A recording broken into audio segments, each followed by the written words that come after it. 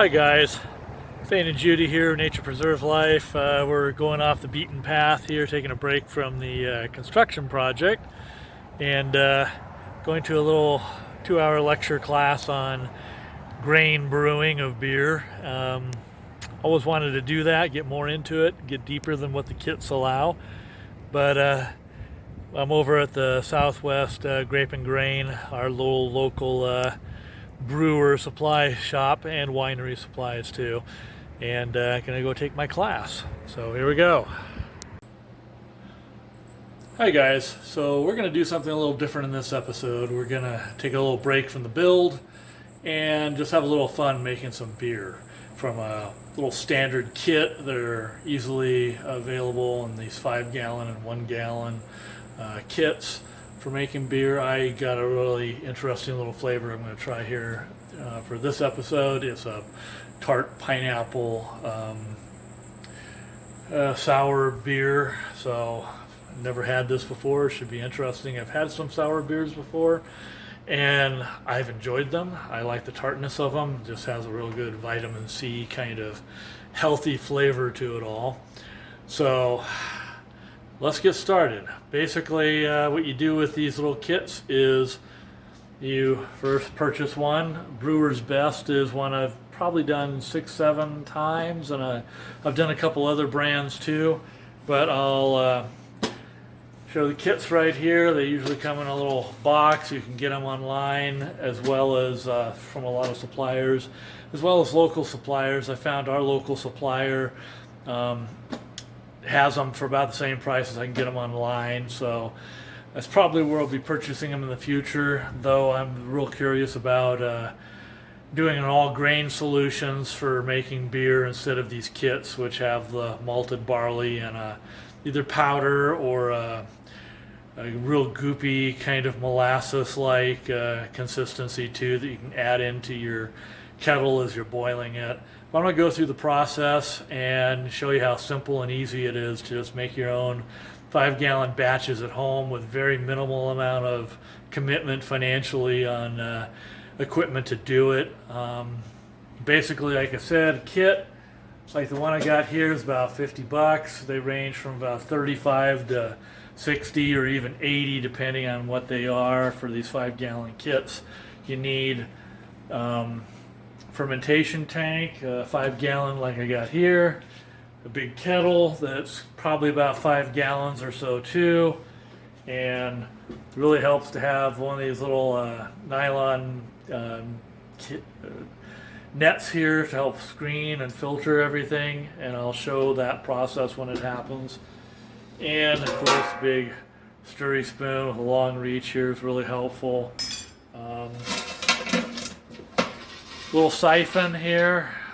These come in really handy. It's got a little filter on the opposite end and a little probe for my thermometer and the little top and cap for the fermentation tank, along with the little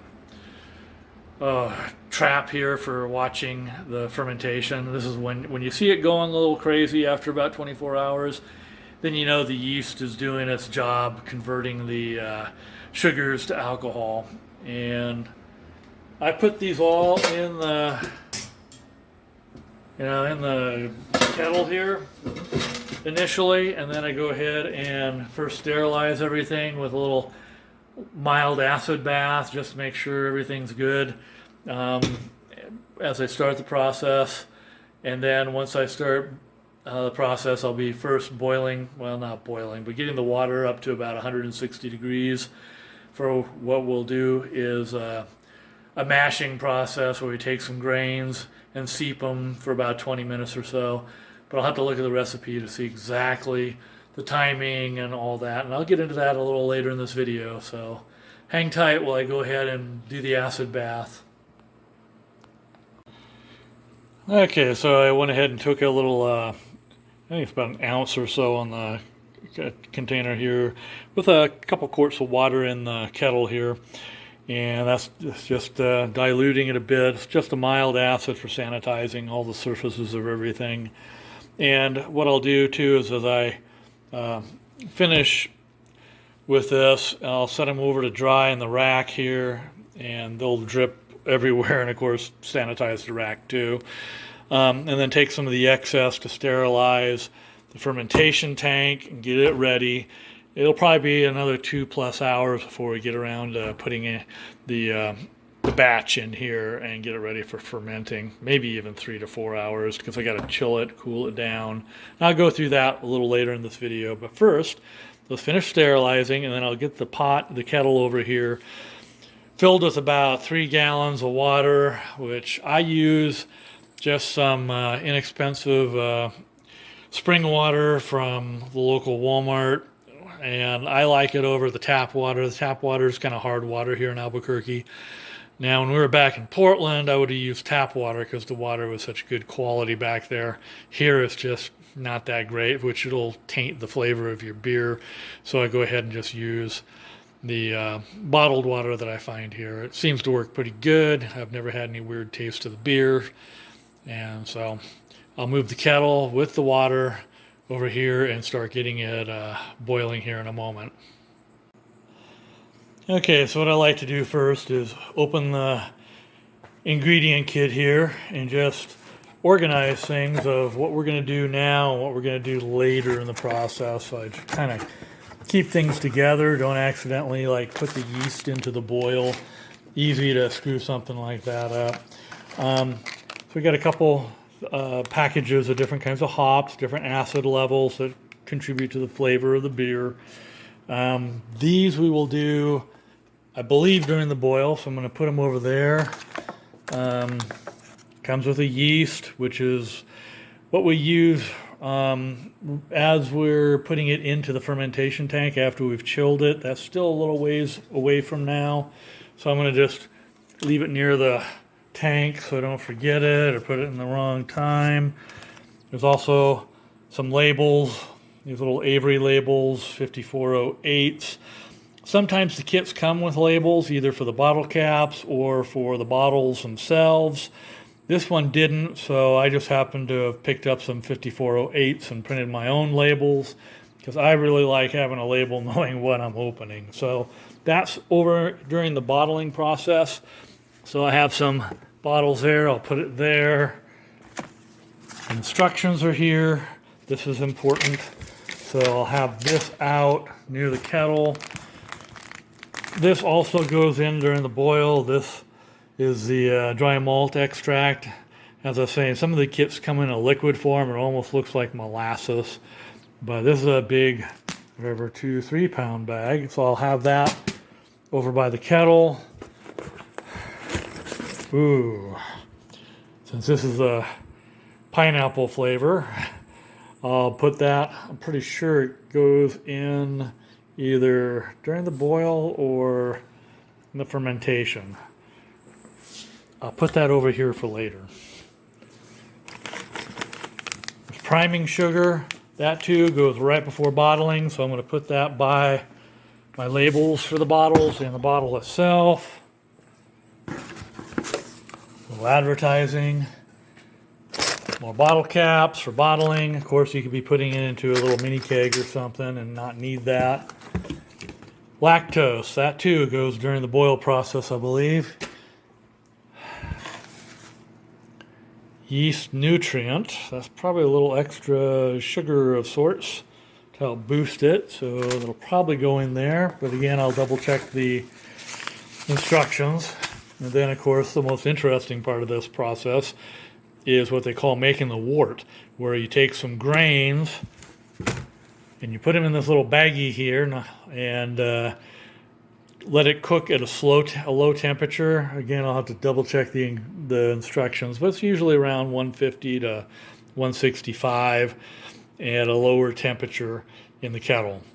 And so I will start getting this together per the instructions and get the water added to the kettle and fire it up. You might see some little residual sanitizer from the acid bath. Not to worry about that, because even though it could affect the pH, it's such a small amount, it really doesn't have an impact. But there are those who measure very religiously the pH level and a lot of other measurements, including specific gravity. They take a measurement before and then after fermenting. And I hate wasting so much beer in this thing. I wish I made smaller versions of this. But it's really for those who want to calculate exactly how much alcohol content there is in their beer. I can see that it's fermenting. I know there's alcohol. I really don't care whether it's 4%, 5%, 6%, whatever. I kind of trust the process, especially with the kits. It's pretty hard to mess them up. Anyway, let's get the water in and start getting this up to a high enough temperature for cooking our wort. Okay, so here we are. I'm monitoring the temperature. We're like at 103 right now. And I'm kind of organizing things as they go in because there is a specific timing to all of this. And so first I'm trying to get the water up to that 150 to 165 degree temperature in my kettle. And I was mistaken about putting the flavoring in at the either the fermentation or bottling step. According to the instructions, I put it in during the boil here with the lactose and the dry malt extract. So that'll come when we start getting to a boil. And then there's a specific schedule for adding the hops. And according to my instructions here, it says after it's been boiling for 30 minutes, you go ahead and add 1 bag of the hops and then continue to boil for another 15 minutes. And then finally add the second hops to the process, and then after boiling for another 15 minutes we add the yeast nutrient pack, and that should be for a total of 60 minutes boil time here. But first we got to steep our grains. I already put them in here. They've been mashed a little bit, which exposes the interior, the kernels of the barley here. And while it's doing the steeping process, which is between the 150 to 160 for 20 minutes, that exposes a lot of the sugars from the grain into the water, which then becomes a wort. And that's what drives a lot of the fermentation process too, is the sugar from the grains and the starches that are in it. So anyway, let's hurry up and get to the low end. Since we're at a higher elevation here, I'm going to adjust it down towards the lower end. We're at 108 right now, and I'm going to do this around 150 and not go near the high end of 165 because of our altitude here in Albuquerque. Okay, it's time to do our steeping of the grains. We're at 150, 151 right now. So I'll just show you how we tie that onto the kettle. It's not a big, complicated thing at all. So we just grab our bag of grains, drop it in gently. It'll sink pretty quick. And then just tie it on. In my case, I have some little handles here which work really great. So I can just tie a little loose knot here.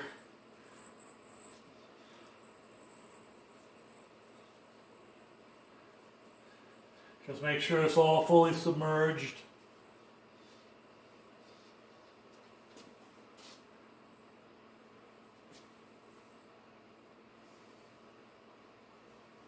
Okay. So we have here is a nice little barley bag tied on here, and it smells nice, that sweet little aroma of the malted barley. So this is the last little part of steeping, is just set it over the kettle here and let the last of the good stuff settle in. The instructions say don't tighten this and squeeze it. As tempting as it is, can't do that. But as I smell the wonderful malted barley smell, it smells a lot like one of my old favorites, malted milk here. Yum. And it definitely has a nice sweet aroma to it. Okay, we're at a boil now, so we'll start stirring in with my big stirry stick here, spoon there. The three elements here per the instructions that go in next, you just cut them open Start stirring the pot and mixing everything together while it's boiling. Then we're going to let it keep boiling for another 30 minutes, and then 15 minutes apart we put these in. And then finally, after the last 15 minutes, we put the little yeast nutrient in there, and then turn it off, and we'll go to the chilling process next. First, we still have another hour or so of cooking to do. So as you can see, after adding the first two dry powder ingredients, it foamed up. Of course, the temperature drops a bit when you're adding cooler ingredients like this, but it'll be back to a boil in a moment. But you can see how it raised the level quite a bit with the foaming of the ingredients there. So that's why they want you to use a bigger kettle and 2.5, 3 gallons of water to start. So you have lots of room in case you had a wild boil over with all the ingredients you're adding. You got to be careful. So I got one last one for this boil to add. I'll just wait for the temperature to come back up a little bit. Then I'll add the pineapple flavoring. Okay, here we are at a half hour into the boil. And so what I do next is the remaining part of the last few steps of the recipe for the boil is put this bag of hops in right now. 15 minutes from now, we'll go ahead and then stir in this hops, and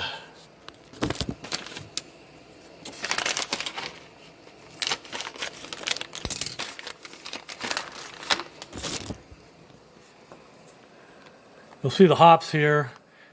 Once I cut these open, they look like a little rabbit pellet food, but they smell a lot different. A very bittery, acidy kind of flavor here. And they change the whole tone of and scent of the aroma of this. You can see how they instantly dissolve and start putting this little green layer through here. And anyway, I had to smell that. What an interesting smell. Anyway, 15 minutes later from now, I'll put the next bag, this guy in. Then another 15 minutes later, the yeast nutrient. And again, this is all per the instructions that the kit provides. Just follow what it says to do. It's pretty straightforward. It's not that hard. And you make beer at probably half the price or so you'd buy it in the bottle, or even cheaper than that for what you'd pay for the growlers or glass in a restaurant. And from what I've learned in class the other day, if you make your beer through grains, especially if you buy your grains in bulk, do your own crushing operation and all that, you can even cut the cost of your beer making down considerably below the halfway mark that I do. It just kind of depends. If you end up paying closer to $30 or $35 for a kit, then you're definitely under 50% mark for what you're saving. Maybe 40% is the cost, saving 60%. If you pay $50, then you're probably only saving maybe 40%. So anyway, let's keep boiling. Okay, we're done with our boil. All the ingredients have been put in per the schedule and the recipe. So now what we're going to do is take this big kettle here off the kitchen stove, transfer it over to this other kettle, the former deep fat fryer for turkeys. Should work pretty well for this. You can see I have this little screen here. These are great to have because they'll help you pull the sediment out. And I've used other techniques too, little funnels and filters and stuff, as well as little siphon and their little filters at the end. These approaches are very time consuming, tedious, even a little messy, so you'll lose some beer and that's not good. But this way, when you're all done pouring it in here, transferring into this kettle, which you can see I have some ice cubes down here, and I have more ice in another freezer. That'll help chill this and bring it down from its 200 plus degrees down to, we're targeting around 70 degrees. And of course, you can just lift this filter out and get the sediment out before you transfer it into the fermentation tank here. And this is where we add the yeast to when it's at that 70 degrees, and then you just stick it in some quiet little corner where you don't really need to bother it much for the next couple weeks while it ferments. And within about 24 hours or so, you usually should start seeing the gases being given off through this little guy here that we'll have up here. You just got to seal everything real good around here. As you can see, I've done kind of a messy job, as my fermentation tank doesn't have a real good tight seal, so I use a little caulk at times to just really seal it good, and then I can, after 24 hours or so, you start seeing the fermentation starting and the gases going as it's converting to alcohol. So now we'll transfer to this cooling kettle. So here we are, we've done the transfer. The beer is cooling now down to like 127 degrees there. And I had another bag of ice in the freezer, so I put that here to help accelerate the cooling. And I also dumped some of the water in there to bring it closer to 5 gallons. I think it's still a bit short, but we'll know as we start transferring it to the fermentation tank.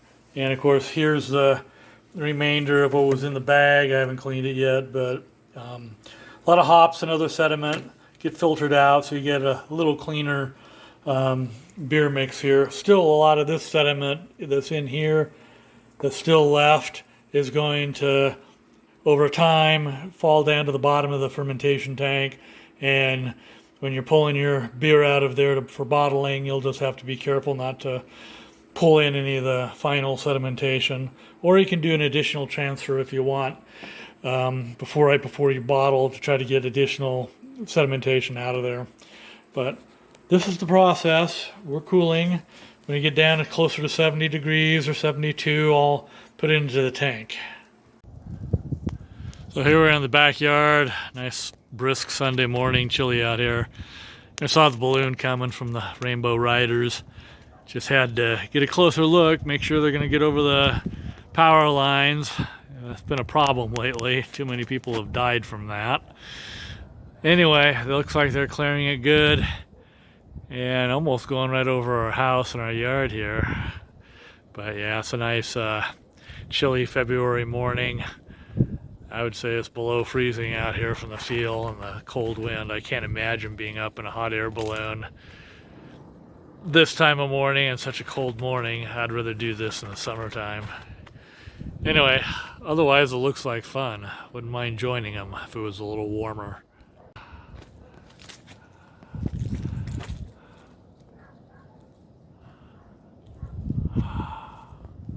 There we are, a little closer here. Full zoom.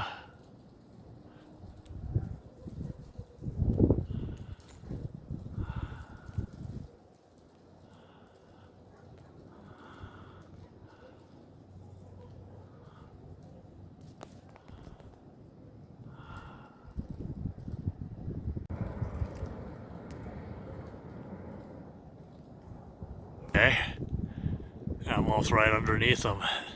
Backyard here, yeah, they're going almost right over our house.